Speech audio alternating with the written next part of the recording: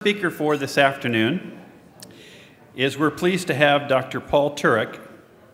Dr. Turek is the director of the Turek Clinic, a men's health clinic in San Francisco.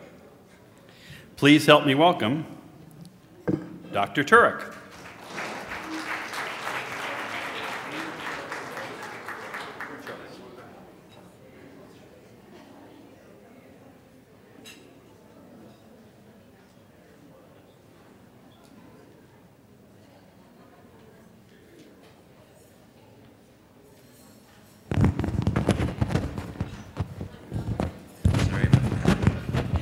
Once again, the presentation will be followed by a 10-minute Q&A session, and you can direct your questions from the microphone in the middle of the room. Dr. Paul Turek. Thank you very much. Welcome. Let's see if we can bring this up. So I have to say this, I am so honored to be here. 20 years ago, there was no lecture like this that would have been considered for this conference, no matter how many people attended. I am so honored to be here. Just the fact that we're talking about fertility at this day and age is just a tremendous statement about the science that's come across for this disease. I just think it's incredible. So thank you. This is about male infertility and fertility in CF men, or men with CF. And I think this came up earlier in Lynn Westfall's talk, who is a medical student classmate of mine, so I've known her for years. But I get this from all sorts of couples, and this is my practice. I read that you can get pregnant by having sex couldn't get pregnant with sex. Wait, I said this wrong. It's actually with sex. So I deal with a lot of infertile couples who are infertile for lots of reasons, and they always say, "Is it true you can get pregnant with sex?" So in my worldview, it's somewhere similar to this one. It's, most people don't know that there's a lot of people with issues, and these are very serious issues. So the problem of male fertility with CF is not as complex as these. These are test answers that were copied. And this was an equation that a student worked on, and he got confused and then he just, at the end, said, "I'm giving up." Here's another one where it was a question about friction and momentum, and this weight was falling off a ramp and it was going to hit the spring. The question is, how far would the spring contract and how far back up the ramp the weight would go? And he started making calculations, and the answer was, so how high will it go up before the slope before it comes to rest? No, there is an elephant in the way. So he drew an elephant, didn't get any credit for that. Men with CF and fertility is much simpler than these. So let's go through evaluation of all men, which men with CF also get. This is an all men thing. So men get a history in the office. It's one visit. They get a physical exam. They get a semen analysis, which probably won't be relevant here, and hormone testing, which is a blood test. And typically this is done in one office visit. And then you figure out what to do with that man. Do you change his lifestyle? Do you fix something? Or do you use technology? So men here are going to be using technology. So what matters for fertility in men with CF are the things that matter with fertility in men without CF. These are the things that matter. So think of sperm production in the testicle as an engine running at high RPM. Guys love this one. And all you can do is bring it down. So by being ill, you bring it down. So systemic illness brings production down. If you're healthy, fevers bring production down. Hot tubs brings production down. These things in chronically taking can bring things down. Social habits can bring things down in excess, mostly. And then these are the classic exposures, but they're unusual. Radiation, heat like wet heat, pesticides, lead. Those things aren't really that common. So it's pretty robust. So a healthy man with CF has a great opportunity. So diabetes can hurt, but if it's well controlled, it's better. If you have an organ failure and you get a lung transplant, you're probably better off because the body's healthier. The drugs for rejection, the anti-rejection drugs aren't that bad for fertility at all. So I see a lot of kidney transplant patients, and their kidney failure is worse for fertility than their transplant and the drugs that are associated with it. So staying as healthy as possible is really important. So other things that matter. So we talked about overall health, fevers. Sulfa antibiotics are typically bad for sperm when taken chronically. I'm not sure that combination is used a lot. Probably the most important thing for a man's fertility in the setting of CF is the partner age and the partner's health. So if a man is CF and has good sperm production and the woman's 48, you saw the curve that Lynn showed, Dr. Westphal. If the woman's too old, it's going to be hard to conceive. So partner age is really important. Things that don't matter in men, generally age doesn't matter. Their anatomy doesn't matter, which is the essence here of it, of an infertility problem. And their CF mutation doesn't matter for them, but it has implications for the offspring, and that's complicated genetics with CF. But these are the things that, so really it's quite simple. These men are typically infertile. But what makes them infertile? Well, it's an anatomical issue. So it's the reproductive tract. I'm going to back up a little bit. I'm sorry you just had lunch, but I'll go quickly through these. Sperm is made in this factory called the testicle. It takes about 2 months to make a sperm. And then it gets into the collecting duct called the epididymis, which is under a tunic. And it matures there. So sperm can't move very well in the testicle, but after the epididymis, they can move well. It's about 2 weeks of time. Sperm smell follicular fluid. So if a woman's ovulating and the fluid gets down the tube, a sperm has incredible sense of smell, and if it smells that fluid, it knows where to go. Otherwise, it doesn't know where to go, which is why you need so many sperm to get pregnant. So that's learned here. And then sperm are ejaculated from the bottom down here. And there's this vas deferens, which is a collecting duct tube, where vasectomies are done. And that leads to ejaculation. So sperm are literally pumped in from this tube during ejaculation into this little chamber. And then the seminal vesicle contracts during ejaculation. So foreplay is where the pump acts. And then ejaculation, as you think of it, is where this system all contracts and pumps it out. The bladder neck closes, so it doesn't go into the bladder. And then it comes out. So it's actually emission and ejaculation, but we know it, in lay terms as ejaculation. And that's the system. So that's normal. But men with CF and men without CF who have the form fruste of CF called congenital abscess of the vas deferens have natural vasectomies. So that tube is missing. So this is from Netter's drawings that I recently edited. But this is the testicle, there's the epididymis, and it ends right here. And the rest of it curling over, and the vas deferens, the collecting duct tube, is missing. And it may be missing all the way to the bladder. So there's one side present, one side's missing, and it's all missing. So typically, they have low ejaculate volumes because that's driven mainly by the seminal vesicle, which isn't there, and it's acidic. So it looks like clear fluid. But they'll have an ejaculate typically, but it'll be small amount and clear fluid. And that's in, basically, I haven't seen a man with CF without it.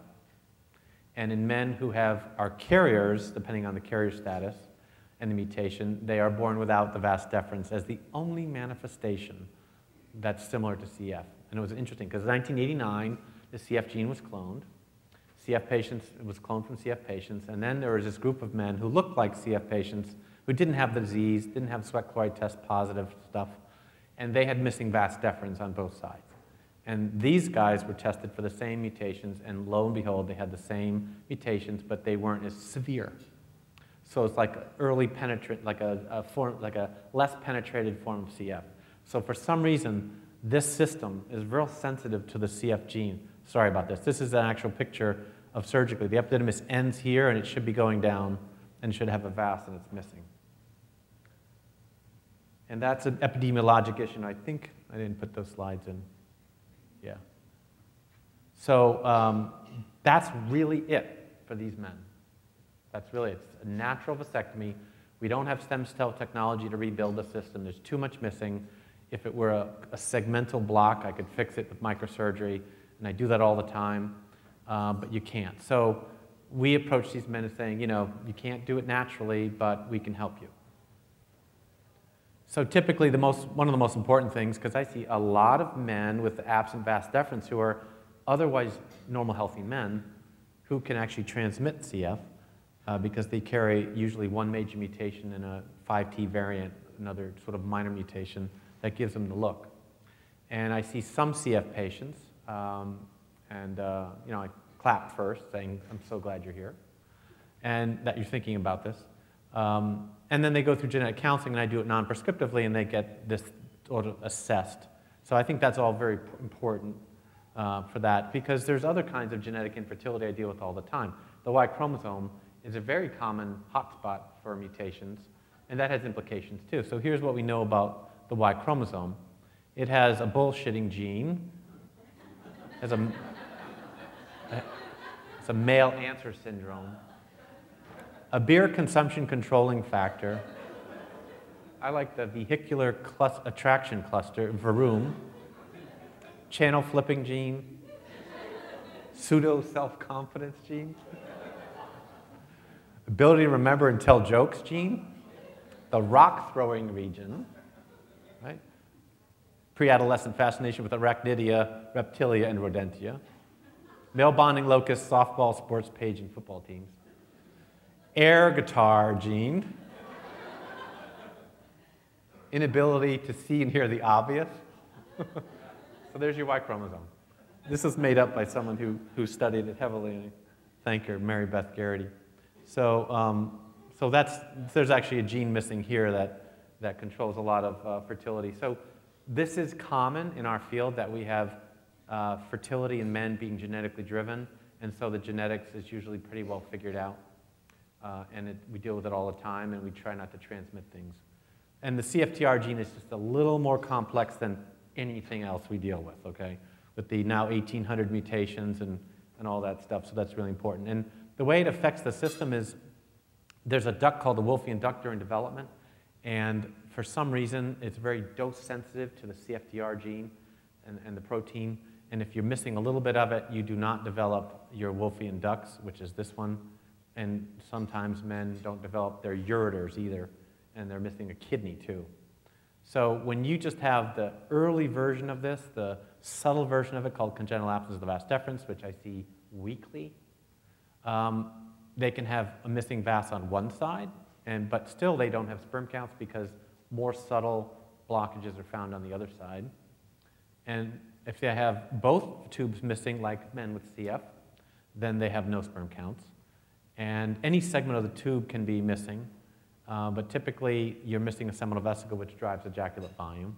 And you may have cysts there, too, which can be removed and may be bothersome. And they could have ejaculatory duct obstruction, which is just the very end of the tube is missing, just the last centimeter, which I can actually fix.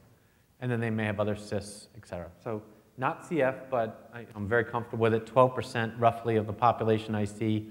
And when I was doing a genetics program at UCSF, 12% of the men had this CF-related infertility. So, but mature, full CF patients with CF are rare. But these procedures that you can do to help them conceive are very much geared to patients with CF. And this is what you need to have a kid. So you need to do the immaculate misconception. You need to do IVF, which is what Lynn Westphal talked about, and you need to use a single sperm injection technique. So this is the guy, Carl DiGerasi, who's local at Stanford. He's a Nobel laureate, birth control pill in the 50s. Wrote a play about it when it just came out, when someone started injecting sperm into eggs. I sat at this play. It was at Yerba Buena Gardens with the inventor of ICSI, the guy who did this in Belgium. And he didn't laugh. It was pretty serious. Like everything that could go wrong with this technology was brought up in this play. It was pretty much a headache for him. But now he's got one out called Taboos, which is in London. So he's writing plays now, very moved by this. So you can retrieve sperm from men with CF, and it usually is normal. If they're healthy, usually sperm production is normal. There's no problem. And you can get it. And there's lots of techniques we use in the field, and there's basal sperm, which is the vas deferens, which does not apply here. You can get epididymal sperm, which does apply here. And you can get testis sperm where it's made. But this sperm is not ejaculated, so it needs help, and the help is the test tube baby stuff. So the big deal here is not the guy, it's really the partner. The partner has to go through a college education, a year of college worth of cost to do IVF and ICSI that Dr. Westphal talked about. So these are the sources of sperm. Remember, the tube here is missing, and the epididymis may be missing a lot of it. You saw that picture, a little bit maybe there, but some of that may be missing, but this is usually, the testicles are always there. So you can go to all those 3 places. And there's some guiding principles, and this is the one I published, which is, do it once and do it right. Because technology is not perfect. You don't want to keep doing it to a guy. He's not going to come back twice or 3 times for this, especially down there. And so I said, since they're not perfect technologies, it behooves us to develop and use techniques that are reliable and low morbidity and have the potential to harvest enough sperm to enable them to do whatever they want for as long as they want without having to touch them again. Basically because I make more friends that way. So the 2 types of sperm are using epididymal sperm and using testicular sperm. And honestly, there's no real difference in terms of outcomes. Some epididymal sperm freezes a little better, so it's more useful when it's frozen than testis sperm. But the kids, the birth defects, all that stuff is the same. And it's pretty safe because these men are literally blocked. So I think I can say this year that there is really no evidence that men with CF and any mutations they have, that has effect on sperm production. It's their health that affects the sperm production, not their genetic mutation. So it's really the kid you're thinking about, the offspring. So epididymal sperm retrieval is done either, with I usually use a little cut, and we go to the epididymis, and there's an 18-foot tubule, and you use a microscope, and you find sperm. And then you get, I did one a couple days ago, took an hour or so, and it works great. And this is a close-up shot. Sorry, it's after lunch. And this is under a microscope. And these are just tubules that are in that tube, and you cut one under a microscope, and this fluid just pours out, and it's sperm. This is done under local anesthesia. So it's come and go. You don't have to worry about the lungs. You don't have to sedate men if you don't want. You can give them a pill, but you don't need any oxygen. And I can numb up the area. And you can get enough sperm for all of China. And you can do it. You can do it all ahead of time, and so it doesn't have to be done live. Because we published a couple papers showing that you can freeze this stuff, and you can thaw it, and you can look at the embryos that result from that, and from the fresh stuff, they're identical. So there's no real downside to just doing it ahead of time, which means you could plan ahead of time. Maybe the young man isn't married but wants to do it now because he's in perfect health. It might be a better time to do it in his 20s, just planning ahead. And this can freeze for 10 or 15 years. My record for banked sperm in the ejaculate is 16 years thaw.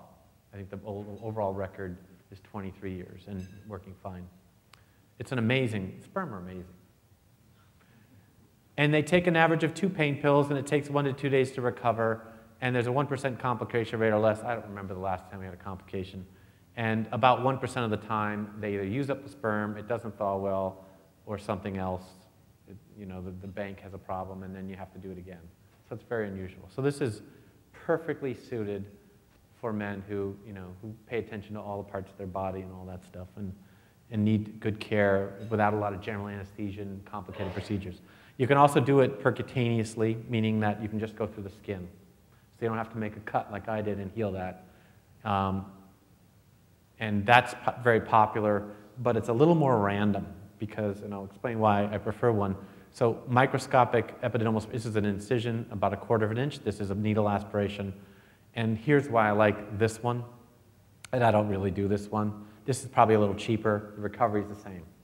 Because if you have a bunch of tubules and you're looking for motile sperm, because that's what the lab likes and it has to be good, and it has to be frozen and thawed, you really want the best sperm you can get for motility, and the tubules are all different. So if you throw a needle through all of them, you're going to get an average motility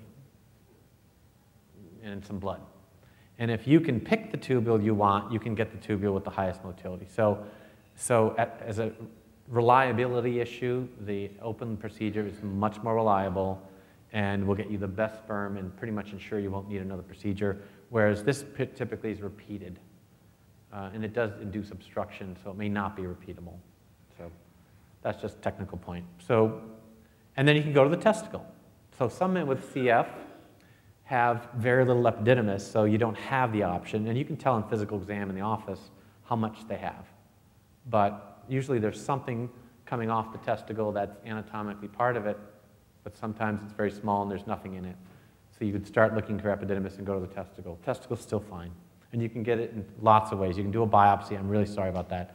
You can do a biopsy, which is a little window, same little cut, and you can do that at the time of the epididymal. If there's none, you can just do this and get sperm. You can do it with this device which we use to biopsy prostates, which is kind of loud, but it's all under local.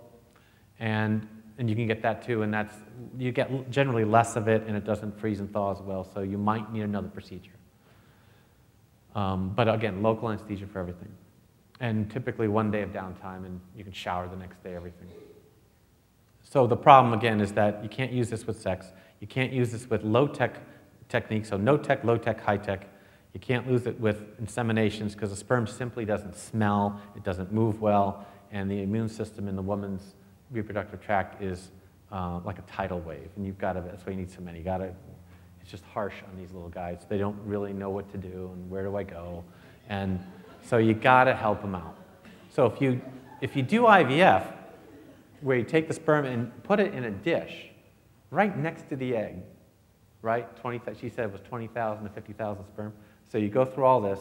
She went through this. You go get the eggs out, you put them in a dish, and then you just put the sperm in and inseminate the eggs with the sperm, like species in the water do. They just they don't work. So they kind of bounce off the egg and wonder what to do. So that's because they're not ejaculated, they're not fully mature. So you actually have to take each sperm in a pipette and stab this egg and put one in there and say, okay, you go right here. And that works really well. And so the invention of ICSI, which is 1992, 20 years old now, has really made it possible for men with CF to conceive. Other than that, it wouldn't really been possible biologically because nothing else really works. So that's good. And then embryos develop, and then she mentioned putting them back. So, the big deal here is the partner. They have to be up for all this. And each one of these cycles is the single most significant cost factor for the whole thing. So sperm retrieval is probably $3,000 to $5,000, very variable. Probably isn't covered by insurance, but it may. I don't know why the government thinks fertility is a luxury and insurance companies think it's a luxury when we're barely reproducing ourselves in America. But for some reason it's not. And IVF is very variable with that coverage, but that is probably currently a year of a college education that you have to spend. If you want to save for this for your son or daughter, you're looking at a year of college. Save the same amount. That'll probably be enough to do it. When you start going to gestational surrogacy, double it. So you're looking 15, 30,000 kind of thing for a lot of this stuff. So sperm retrieval is not the big part of this. This is the planning for this stuff. And if you do this, and Lynn mentioned this is nice, so the partner goes through IVF, the man needs a small procedure, but you can do this pre-implantation genetic diagnosis and you can make sure that offspring don't have the problem. And it depends a little on religious and moral issues. What are you going to do with the embryos that are ill, that are diseased, or are you going to give them away? Are you going to give them to science? Are you going to keep them forever? Are you a papist? I mean, these are large issues.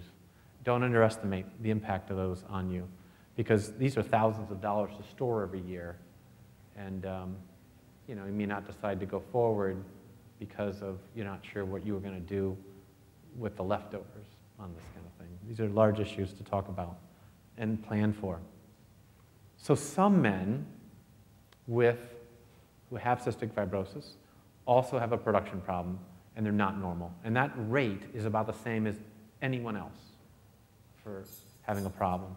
So it's about 5% of infertile men who have azoospermia, and then there are two kinds. They're blocked, which is what men with CF have, or they may not be blocked. And I was the first guy to publish a paper or a case report on a guy who had both. So he had CF, he had CBAVD, not CF. So he was a healthy guy, absent vas deferens, and a sperm production problem, and we found another genetic mutation on the Y chromosome in him. So that was a compound genetic defect, but he has a kid. And so there are more options, if you're just simply obstructed, you can actually microsurgically repair it, except for this situation. But if you don't have a repairable situation, then you need to do a test tube baby. And in those situations where there is a production problem, which the hormones can tell you and the testicular exam can tell you, very easy to figure out, you really have to go to the testicle to find sperm. And the problem with the testicle, as we've published, is that when the sperm production is low, it's not everywhere.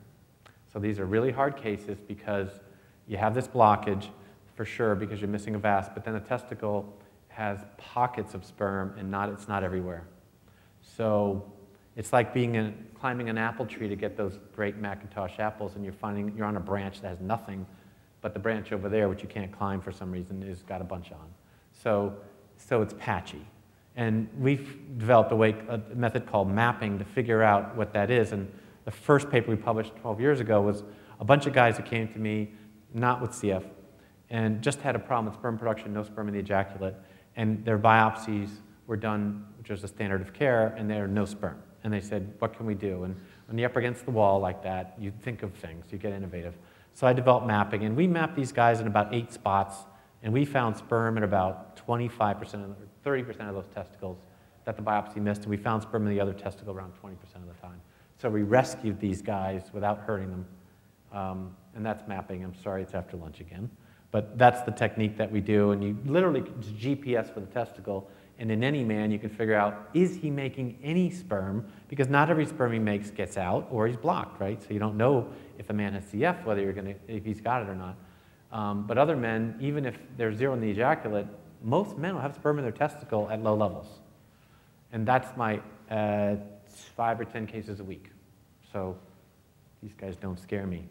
So mapping is a way to figure out if you have any sperm, like a cup that's a cup of coffee that's a quarter full, and you can't tell by shaking it's not dripping out. You don't know what's going on, and then they can go on. And if they don't have sperm, then you really have to do other options to have a child. That's really it. So CF and having children for men is a clearly defined problem. There's one issue. Other than that, they should have pretty normal fertility. And it's interesting that if you're a carrier as a female, there's no phenotype or look that's characteristic. But if you're a carrier as a male, you miss a vas deferens. Your vas deferens is missing. And the solution is clear, and planning is critical for fertility on lots of levels. Thank you.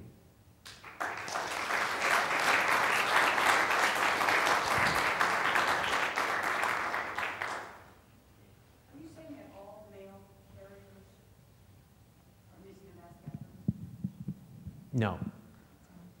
I don't know what percent it is. It has to be a combination of a mutation and a variant.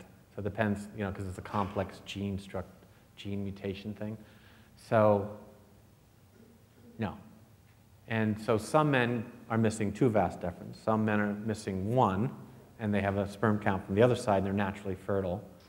But I'd say a lot of them have something going on that may not be causing sterility, but may be causing low sperm counts, but you don't need a low sperm count to conceive, so they never know. But let's say it this way, I see probably one vasectomy patient, one patient, family planning, wants a vasectomy, and he has no vas deferens on one side once a year. So I know it's out there. They never knew.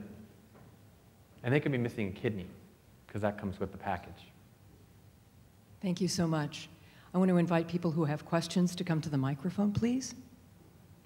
And 1 question per person, unless there's more time.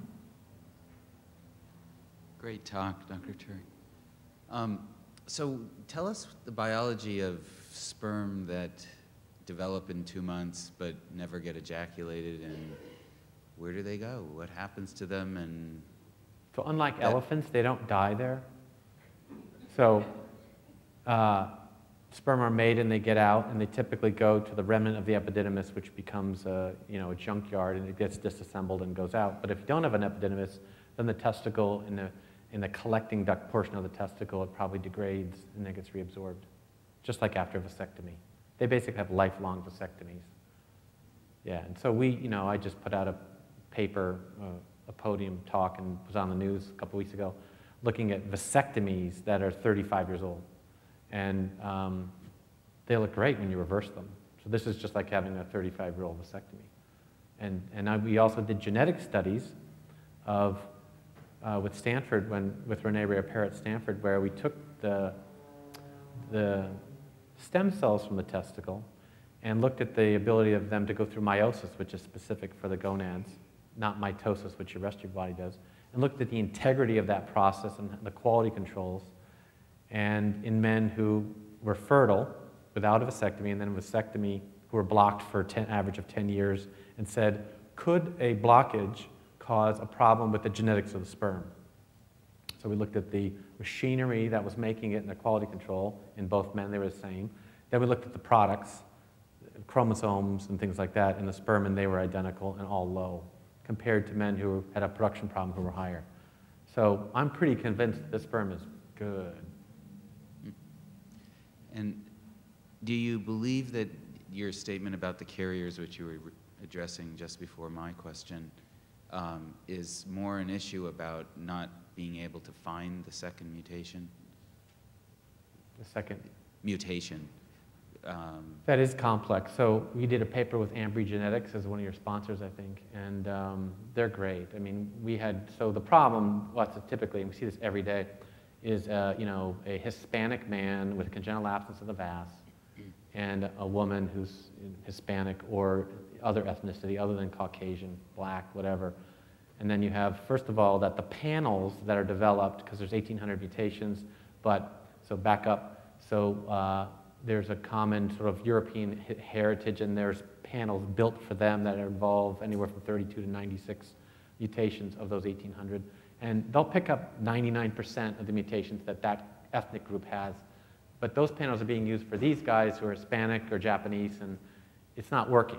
So I want Ambry to actually look at, if they can, the genetics of the profile of the mutations in different ethnicities, and I don't know if they can do that for me, because I think it's shifted a little bit. So common mutations for white Caucasian men are not the same as blacks. And so that's the problem. So the only way to know, so we did a paper. We had this mixed race couple come in, congenital absence of the vas, worried about CF, and he didn't have a mutation, but we know he's got one, and she had one. So technically you say it's not on a common panel, their risk is low of having an affected child. And then we cloned his gene, targeted sequence, and cloned it through Ambry, first one to do it. We sort of gave it to them, and they found a major mutation, number 999. And now we have two majors, we have 1 in 4 chance of having a CF child. And that's a game changer for me, because it went from remote, don't worry about it, to whoa. And so they went for PGD. So, and I think we published about a half dozen of those in a paper in Human Reproduction. And so, I got to respect that field. So you can actually do targeted sequence and clone the gene now. So if anyone is not in that perfect pool of Northern European white descent, then you can actually clone the entire gene and figure out pretty accurately what's the chance of CF.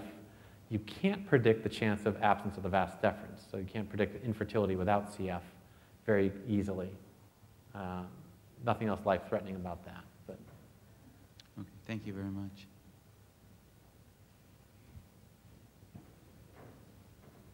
Thank you so much. Thank you so much. Thank you, Dr. Turek.